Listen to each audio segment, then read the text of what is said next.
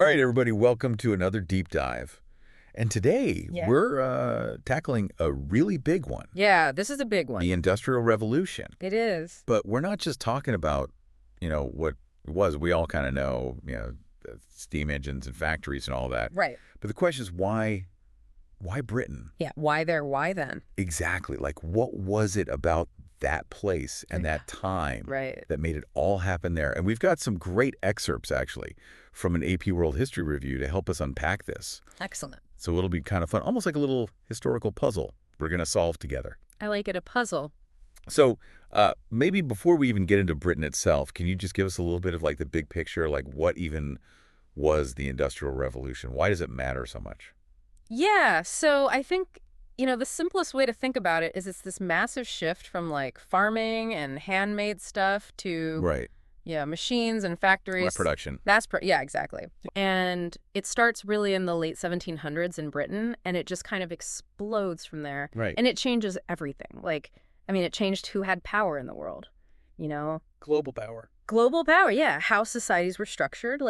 It's the foundation of how we live and work today. Yeah. And, I think sometimes we forget that, like, even the way our cities are built, Yeah. the way we get around, like, all goes back to this period. Absolutely. So, okay, so that's the big picture. So let's zoom in on Britain. So first ingredient in this recipe geography. Okay, so when you think Britain, you think island nation, right? Right. So already they're kind of set up for trade, for, By seafaring. yeah, seafaring, naval power, all that. Mm-hmm. But what's really interesting and often gets overlooked is their rivers and canals. Oh, really? Like they had this incredible network of waterways all over the place. Like natural highways?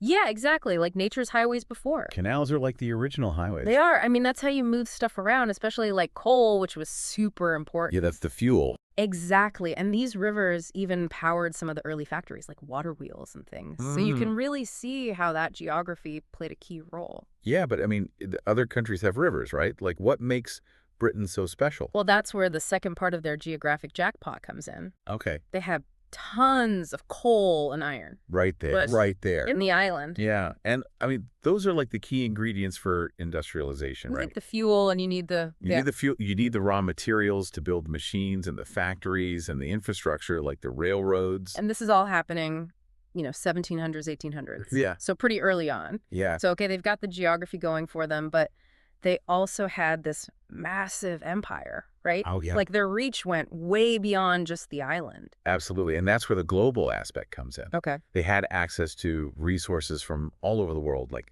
timber from North America, Yeah. cotton from India, Yeah, spices from Asia. Exactly. It's like they were gathering all the ingredients they needed from every corner of the globe. So it wasn't just what they had at home, it was what they could get from. It was the whole network. Yeah. Yeah.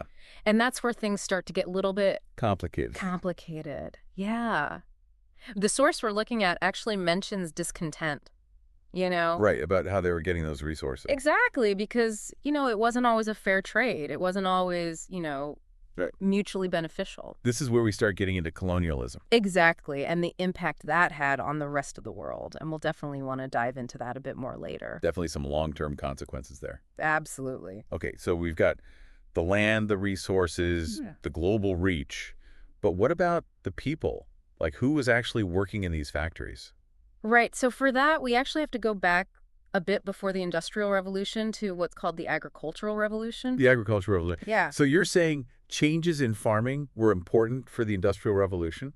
It's huge. Yeah, so in the 1700s, you had all these new farming techniques being developed, like crop rotation. Crop rotation. What is that? So basically, instead of leaving fields empty for a while to let them recover, Okay. farmers started planting different crops each year, including some that actually put nutrients back into the soil. So they wouldn't have to, like, leave it fallow. Exactly, yeah. And this led to bigger harvests, more food all around. Okay, so more food, more people. Well, not just that. Okay. It also meant you needed fewer people to actually work the farms. Wow. Okay. And at the same time, cities or growing industries are popping up. They need workers. Exactly. So you have this mass migration of people from the countryside to the cities looking for work. And that's your workforce. Exactly, like a ready-made workforce. It's all connected. It is. It's all connected. Wow. And there are other innovations too, like the seed drill, which made planting more efficient. Oh, right. And then, of course, there's the potato. The potato. Yeah, the humble potato coming all the way from the Americas. Like from the Columbian Exchange.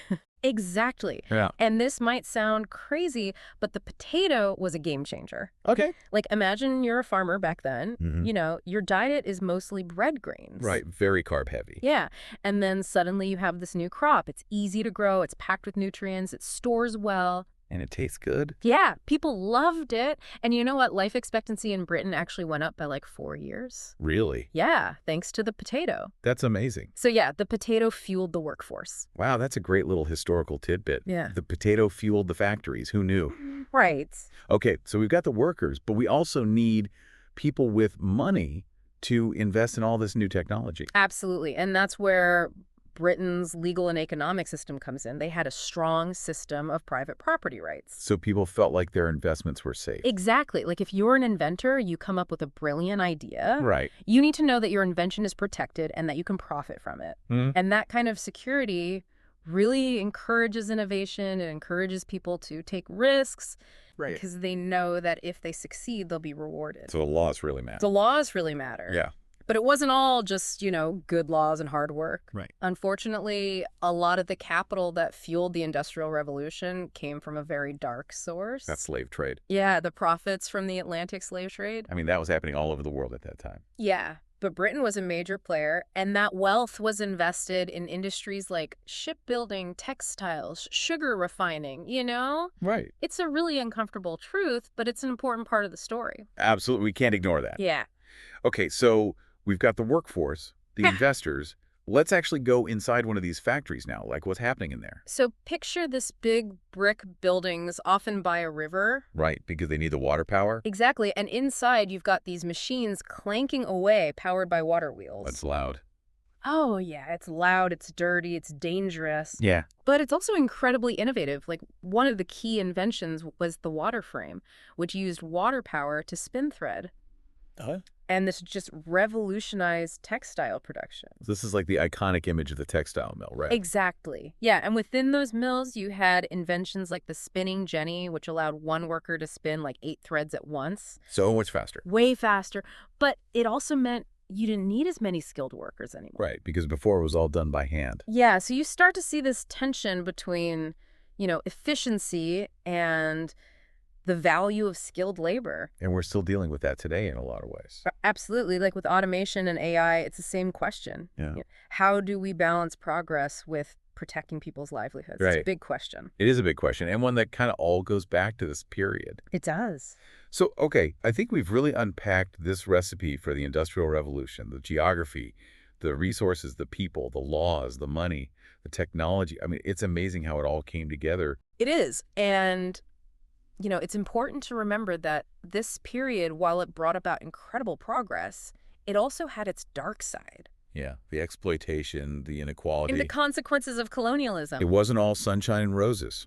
Definitely not. And I think that's a good place to kind of leave it for today because it gives us a lot to think about. Like, how do we learn from the past? Right. How do we make sure that the progress we make benefits everyone? Big questions. Big questions and, maybe some for another deep dive. I like it. So thanks for joining us, everybody. Thanks, everyone. And until next time, keep on thinking, keep on diving deep. Yeah, keep learning.